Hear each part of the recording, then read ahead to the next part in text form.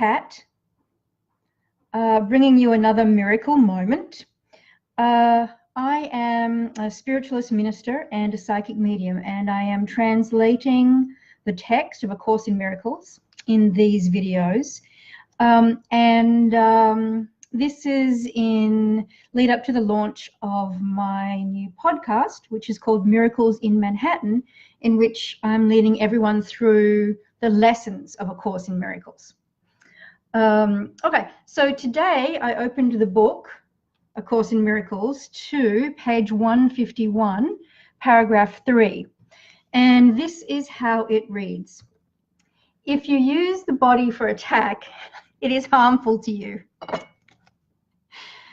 If you use it only to reach the minds of those who believe they are bodies and teach them through the body that this is not so, you will understand the power of the mind that is in you. If you use the body for this and only for this, you cannot use it for attack. In the service of uniting, it becomes a beautiful lesson in communion, which has value until communion is. And then the rest of the paragraph talks about God and the Holy Spirit and how they work together. So I don't think that's necessary. I think that that is especially applicable to Christians and how they perceive God and the Trinity. But I'll talk about that more at a separate time, I think. So today, we're just talking about the body and its use. So, so what this paragraph means, page 151, paragraph 3 of A Course in Miracles, is that the body, the purpose of the body is to commune with others with the purpose of expanding our consciousness and experiencing infinite intelligence, experiencing transcendence. So, you know, we are all spirits who have chosen to live this life on earth with a body. And the body provides us with emotions, and the body provides us with thoughts. And it's those things that are used to teach us spiritual lessons, which is why we're here. And it's a difficult task. And I believe that only the bravest and the best come to earth to try out this human thing. And so it's important for us to figure out what our bodies can do for us and how to use them as an instrument for spiritual growth. So let me go into detail in this paragraph. So the first sentence is, if you use the body for attack, it is harmful to you. And when the Course says the word attack, you know, it means anger, resentment, all of those so-called negative emotions and thoughts. So if we're using our body to do evil things, manipulate people, belittle people, make ourselves feel superior, or literally beat someone up, then it's harmful to us. That's not the best use for the body.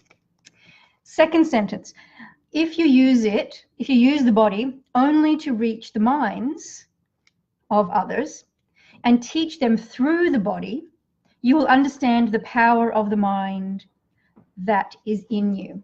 So in other words, if we just use our bodies to get closer to cosmic consciousness and to share that with others, then we're going to understand, we're going to experience the true purpose of the body, and that's in expanding our consciousness, expanding our minds.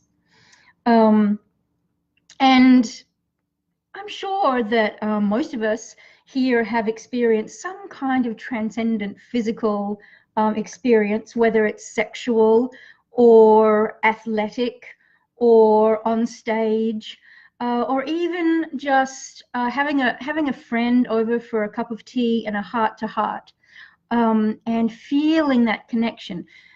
Even in that seemingly ordinary activity, you're using your body, right, to pick up the phone or text these days and call your friend. You're using your body to make the cup of tea. You're using your physical eyes to look at her, and you're using your mouth to form words of comfort or whatever it may be.